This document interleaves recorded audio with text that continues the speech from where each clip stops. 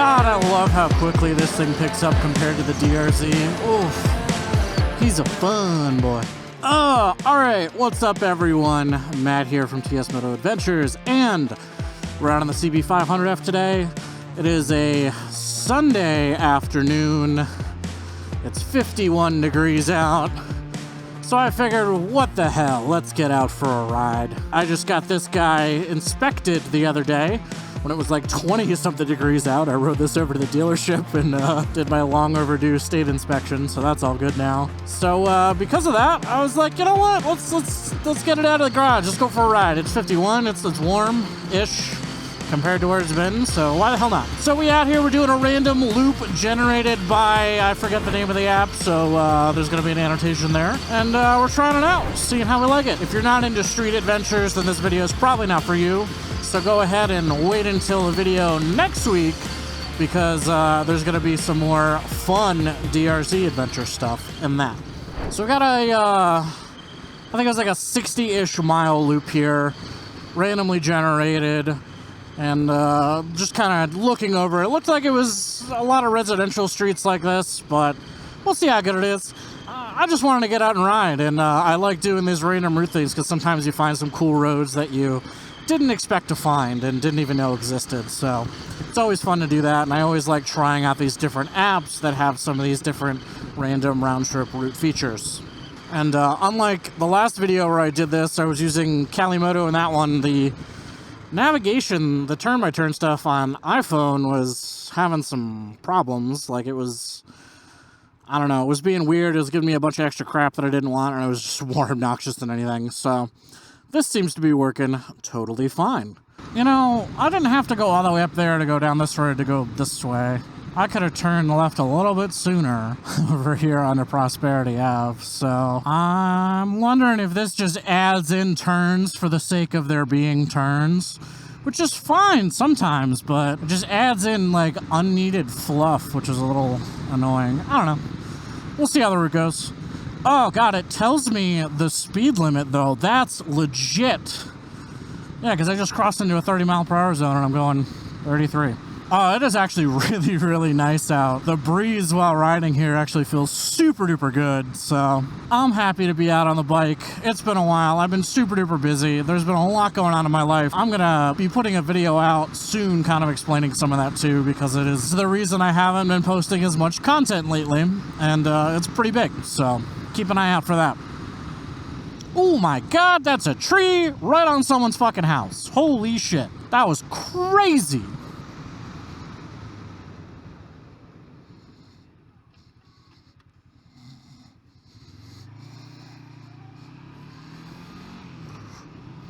Always stop for the pedestrians. So, I recently found these gloves again. I bought them a while ago, and I actually did a video when I bought these new gloves. I don't know if it's still public on my channel here or not, but I recently just found them again. They're actually nice because they're waterproof, they're a little bit thicker, so for cooler days like this, they keep my hands warm. I'm also pretty sure I can touch my phone screen with them, but I'm not going to fuck with that because I don't want to screw anything up.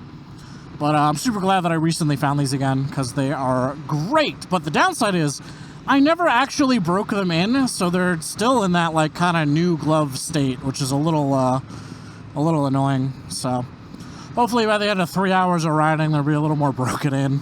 You know, after you don't ride for a while, everything is just kind of feels a little weird at first. But it does feel good to be back out on the road again here. I love it. Mama Kerr. Mamaker. I don't know. Dude's got his cell phone up to his ear behind me here. It's called speakerphone, my dude. It's not that difficult to deal with in a car. You don't need to have one hand on your phone and one hand on the wheel. This is a fun little road. Pretty sure I've been down here a few times. I'd be surprised if I haven't, actually. It's so close to the house. Oh yeah, I definitely have. I know this intersection. Pope's Head Road. Interesting name for a road. Ooh, this is a pretty road. I like this. There's a section of this route that kind of brings us near Clifton, Virginia, which is one of the reasons I was excited to do this, because riding around Clifton's pretty fun. So I think this is kind of where we're getting towards. truck that I just can't deny, giving me the best high. My body's shaking, shaking every time you get into my mind. Like a fire burning wild in my heart. Take me far away in the dark. Only you can show me how to come alive. I feel shivers down my spine. I've been waiting for a long time. So I need to make. Yep, this is Fairfax County Parkway, so we're heading in towards Clifton. This bike is very nice to just like casually ride around and do kind of fun back roady stuff like this, but I do want something a little bit bigger. What I really want, and I've been saying this for a long time, is I want a mid-size adventure bike because I want to be able to do like long trips with pavement and mixed terrain and not have to like worry about not having, you know, the suspension clearance to kind of do some of the more complicated dirt stuff, and also, you know, not have to worry about hitting the throttle to be at highway speed. I was, when I took this into the dealership the other day to get the inspection done, I was talking to the guy that sold me my DRZ for a little bit, and, you know, we were talking about, like, the Tenorés, and the problem is, first off, getting your hands on one is super hard. You're better off getting one used, and all the used ones sell for above retail, and all the new ones sell for above retail, so it's like, it's kind of, I don't know. I would love one of those bikes, but I do not want one of those bikes for, like, 12 to 15,000. I want one of those bikes for, like, 10,000. Any more than that, and I feel like there's bikes that are kind of a bit nicer. They have a bit more creature comforts on them because the T7's super duper bare bones, which there's nothing wrong with that. I mean, the DRZ is bare bones, literally. Like, the thing doesn't even tell you how much fuel is left in the tank. I feel like for 12 or 13 grand, I know I could get something that's got a couple extra features. Like, I can get a Touareg. The Touareg's got some cooler features. I definitely love my Japanese bikes, so keeping with that trend is not a terrible thing for me, but at the same time, I don't know, maybe I try something a little different. This year's going to determine kind of, I guess, how much I want to spend on a new bike, how this year goes.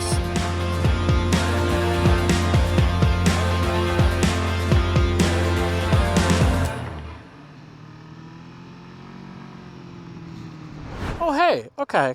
So when I bought my truck, I got the check for the truck from the Navy Federal right there, and the dealership is like right down the road over here, I think. Huh, that's fun. I love that truck. That truck is great. Best decision I ever made, aside from buying 2 motorcycles. Especially because I could put the DRZ in the back of the truck and just take it somewhere. I've got the trailer too, but the trailer's, you know, if I'm going to like a friend's house or something, or if I'm just going over to like ride in like Peters Mill Run and Tasser's Gap or something, and I don't want to take the bike all the way there because it kind of sucks to ride the DRZ on knobbies on the highway, I could just throw it in the back of the truck, drive there in the truck, ride around all I want, and at the end of the day, throw it back in the truck and drive home in comfort. Granted, you know, a little lazy, but fuck it. But it was nice, actually. When I did the Trans-Mass Trail, I threw the DRZ in the back of the truck, drove up to Connecticut, and then rode from there with my friends because they were all in Connecticut. So that was super duper nice because I could do that like 6 or 7 hour drive in the truck and then do the riding. And it didn't cost me nearly as much as it would have with the trailer because I get 9 miles per gallon when I'm towing the trailer versus like 17, 18 when I'm driving the truck with the DRZ in the back. So, you know, it is what it is. This is a really fucking long red light. What the hell? Ooh, they have a Starfleet Academy sticker in the back of their car. They actually must be cool. Dude trying to just pull right into the fucking intersection.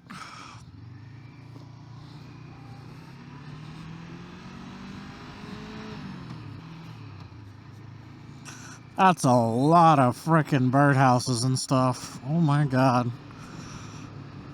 Oh my god, it's a fucking pink Prius. Holy shit, hot pink Prius. Yo, that is great. Not gonna lie. I would totally, if I had a bike to do it on, maybe I'll do it on the DRZ with the fuck of it. Vinyl wrap that shit in hot pink and take it to a rally. I think that'd be hysterical. I should do that. I'm gonna fucking do that one day. Mark my words. I'm gonna fucking wrap a motorcycle in hot pink and take it to a fucking rally. Last time I came down here, I was riding my buddy's Tracer 9. He let me hop on it while he rode this, and oh my god. That was before I bought the DRZ, and that's what made me realize that I did feel comfortable on a tall bike like that. That was one of the big reasons why I started thinking about getting an adventure or a dual sport bike, was because I rode his Tracer 9 and was like, man, I could do this. I could ride a big bike. That thing picks up like nobody's business. Way better than this bike, but it's also a much bigger bike.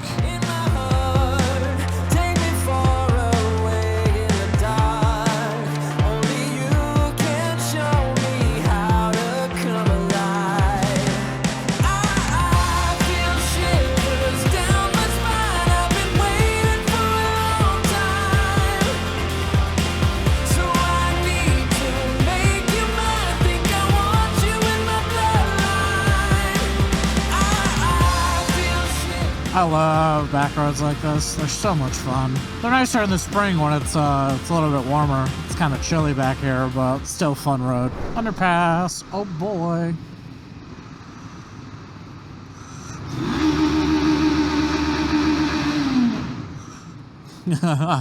That's always fun.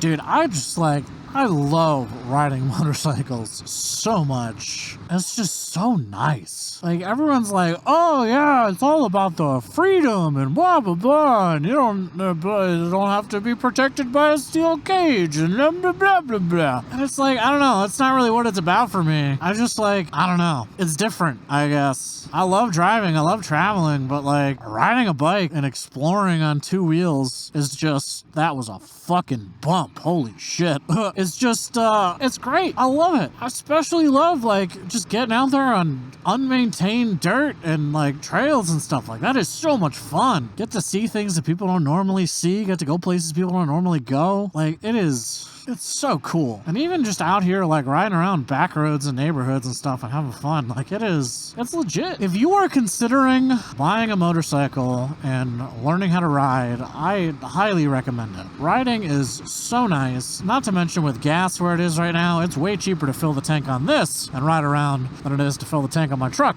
and drive around.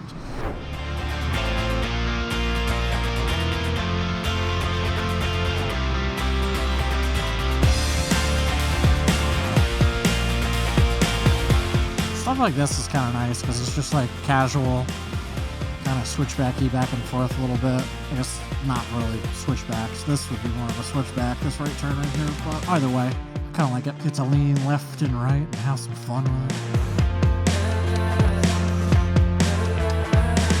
The sun is rising, but I don't want to stop. I can never get enough. I was wondering why I was struggling. It's because I didn't downshift all the way when I stopped. Whoops.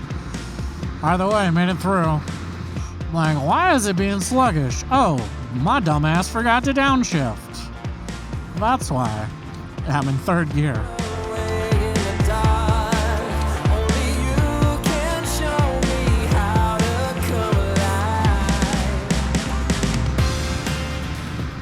My legs are not used to being in this position for this long, and braking in these gloves is making my fingers tired and sore fingies. Oh, it's alright. They're mostly warm. They're getting a little more chilly, and I'm getting a little more chilly, but that's because we're about 30 minutes from sunset, so that really big source of heat in the sky isn't really visible because it's kind of on the horizon, so not as warm, obviously.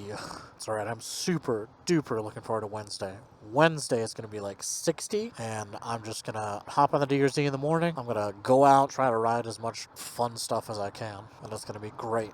And hopefully, I'll have a really good video out of it. GPS telling me to do weird things. Actually, so far this has been pretty solid. I'm not going to lie. Turn-by-turn directions have been good. The interface is pretty solid. It's very intuitive. The dot that's me is somewhat a little behind, but you know, whatever, that's to be expected. And turn by turn nav is not bad overall, not bad so far.